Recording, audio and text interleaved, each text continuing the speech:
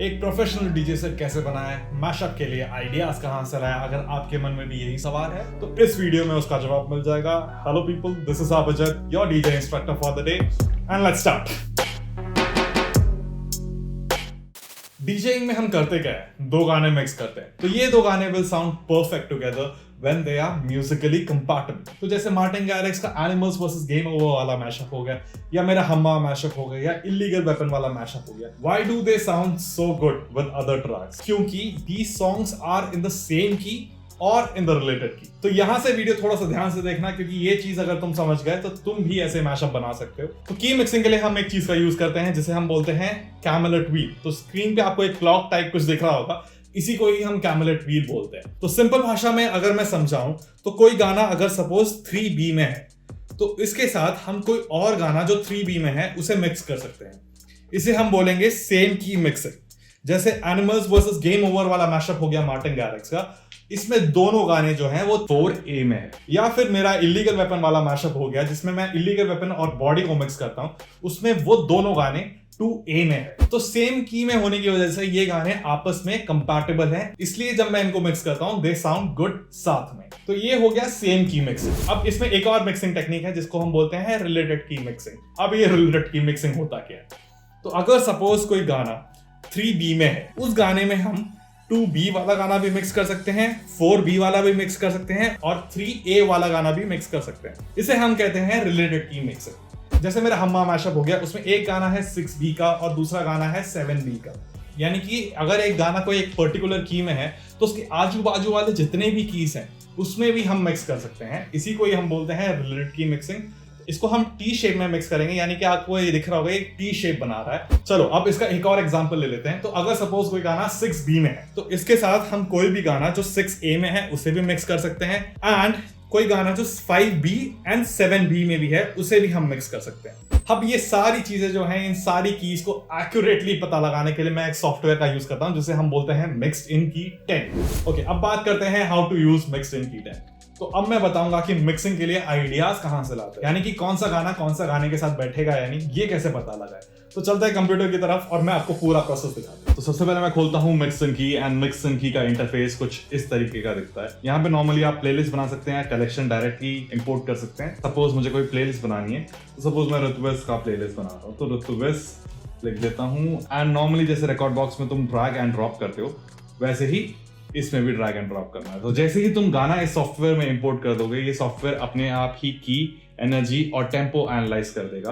अब आते हैं इस पे कि कैसे पता चलेगा कि कौन सा गाना कौन से गाने के साथ मिक्स करना है। तो एग्जांपल के लिए हम अपने जो लास्ट मैशअप है उसका जो लास्ट सॉन्ग है दैट इज ऋतुवेश का लिग्गी, वो लेंगे कि हम उस गाने के बाद कौन सा गाना मिक्स करेंगे। तो सबसे पहले हम लिग्गी का की ढूंढेंगे। तो उसके लिए माई कलेक्शन में जाना है, उसमें लिग्गी टाइप करो। एक लिग्गी का मेरे पास रिमिक्स वर्जन है और एक ओरिजिनल है, दोनों की जो है वो 7B है। तो हमें ये पता चल गया कि गाना जो है वो 7B में है। तो अगर गाना सपोज 7B में है, तो अगर हम यहाँ पे टी शेप में मिक्स करेंगे तो यानी कि 7A वाला गाना भी इसके साथ मिक्स हो जाएगा, 8B वाला गाना भी मिक्स हो जाएगा और 6B वाला, यानी कि ये जो टी शेप में कोई भी गाना है इसमें मिक्स हो जाएगा।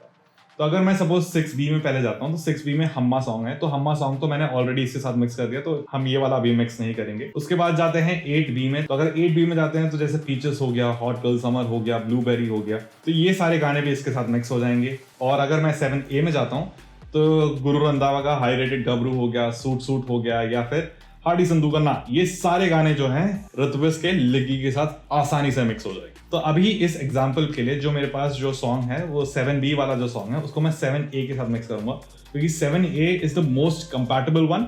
फिर उसके बाद जो सेकंड है, यानी कि फर्स्ट ऑप्शन 7A है और सेकंडली आता है तुम्हारा 6B और 8B। अब ऐसा क्यों है, इसके पीछे बहुत बड़ी कहानी है, वो मैं किसी और वीडियो में बताऊंगा, बट इस वीडियो के लिए मैं सिर्फ 7A के दो गाने मिक्स करके दिखाऊंगा। तो सबसे पहले मैं ना आपको मिक्स करके दिखाता हूँ।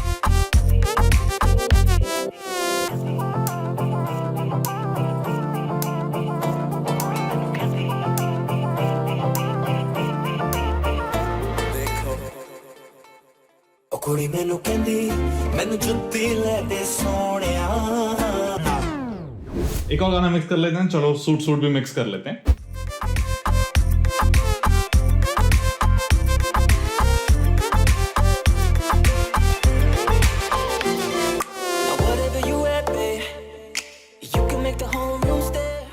सी आपने देखा जो दोनों गाने हैं वो परफेक्टली हमारे सॉन्ग लिगी के साथ आराम से बैठ रहे हैं, कोई भी की क्लैश नहीं है और कितना ही प्लीजिंग साउंड कर रहा है, यानी कि बहुत ही स्मूथ ट्रांजिशन है एक गाने से लेके दूसरे गाने तक। अब ऐसा नहीं है कि ये दूसरे की वाले गाने आप इसमें मिक्सिंग कर सकते हैं, डेफिनेटली कर सकते हो, बट ये है कि वो इतने ज्यादा प्लीजिंग साउंड नहीं होंगे जितने सेम की वाले या रिलेटेड की वाले गाने जब मिक्स करेंगे वो साउंड करेंगे।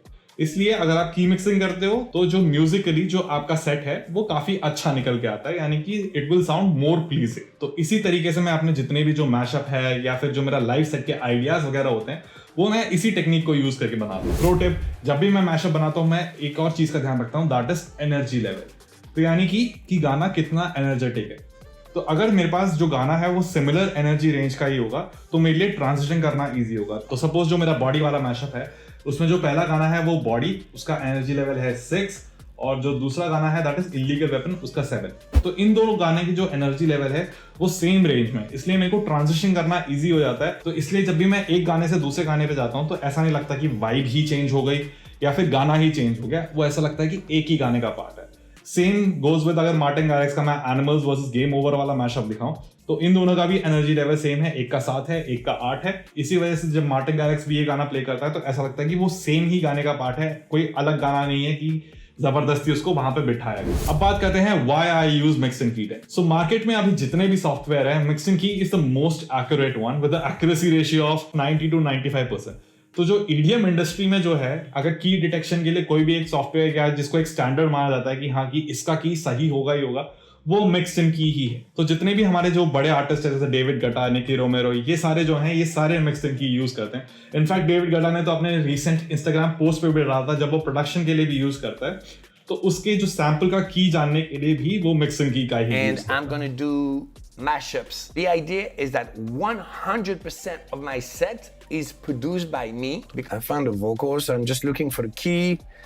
I'm using mixing key and the tempo. I think the original tempo is 123. एक काम करते हैं, हम एक छोटा सा टेस्ट करके देख लेते हैं 10 गानों का मिक्स्ड इन की एंड बाकी सॉफ्टवेयर के साथ। तो इस टेस्ट में मैं कंपेयर करूंगा मिक्स्ड इन की को रिकॉर्ड बॉक्स के साथ and the world's most favourite DJ software that is Virtual DJ के साथ। तो यहाँ पे मैंने एक डॉग बना रखा है, तो यहाँ पे मैंने जो 10 गाने हैं वो है ओरिजिनल की है जो मैंने बीटपोर्ट एंड कॉर्डिफाई दोनों से वेरीफाई करके मैंने लिखा है, एंड देन वर्चुअल डीजे का रिजल्ट, देन रिकॉर्ड बॉक्स का, देन मिक्स्ड इन की का रिजल्ट। तो जैसे कि एक्सपेक्टेड था मिक्स्ड इन की got 9 out of 10 right. Record box का जैसे उन्होंने बोला कि 60 to 70% उसका रेशियो है, तो उसने 6 गाने आउट ऑफ 10 सही किया। लेकिन जो सबसे ज्यादा शॉकिंग रिजल्ट है वो वर्चुअल डीजे का है। वर्चुअल डीजे ने सिर्फ 2 गाने का की सही से निकाला, बाकी 8 के गलत। This is one more reason जिस वजह से जितने भी ईडीएम के बड़े आर्टिस्ट हैं they use mixed in key 10 for preparing their live sets. बाकी जो मेजर अपडेट है जो mixed in key का, that is now it can export cue points to record. तो अगर सपोज तुम्हारी बहुत बड़ी कलेक्शन है, यानी कि 3-4 हजार गाने की कलेक्शन है, या सपोज एक बड़ी प्लेलिस्ट है यानी कि 100 गाने 200 गाने की कलेक्शन है और तुम्हें सब में जाके क्यू पॉइंट लगाने की जरूरत नहीं है, ये सॉफ्टवेयर अपने आप ही तुम्हारे लिए क्यू पॉइंट लगा देगा। तो अगर सपोज मैं अगर क्यू पॉइंट मुझे देखना है कि कहाँ कहाँ इसने क्यू पॉइंट लगाया, तो अगर मैं देखूं तो यहाँ फर्स्ट क्यू पॉइंट इसने स्टार्टिंग पर लगाया, फिर उसके बाद वाले फ्रेज पे, फिर उसके बाद वाले फ्रेज पे, ऐसे करके इसने सॉफ्टवेयर ने अपने आप ही क्यू पॉइंट्स लगा दिया है। तो जैसे मैंने पहले बोला कि ये जो सारे क्यू पॉइंट्स हैं जो मिक्सिंग की अपने आप एआई यूज करके लगाता है, वो सारे आप रिकॉर्ड बॉक्स में भी इंपोर्ट कर सकते हो। वो मैं इस ट्यूटोरियल में नहीं बता रहा क्योंकि इस सॉफ्टवेयर में सारे ट्यूटोरियल दिया हुआ है, आप जहां जाके चेकआउट कर सकते हैं। So that's mixed In Key 10। अगर आपको ये सॉफ्टवेयर ट्राई करना है तो लिंक मैंने डिस्क्रिप्शन में दिया हुआ है, आप वहां जाके चेकआउट कर सकते हैं। होप आपने इस वीडियो से कुछ नया सीखा होगा, अगर सीखा तो लाइक जरूर करना। और जाने से पहले I would like to thank Mixed In Key for sponsoring this video, and तुम लोग भी जाने से पहले उस सब्सक्राइब बटन को भी दबा देना एंड साइड वाले बेल आइकन को भी दबा देना for more DJing tips and tricks like this. मैं मिलता हूं तुमसे नेक्स्ट वीडियो में, तब तक के लिए गुड बाय, स्टे सेफ।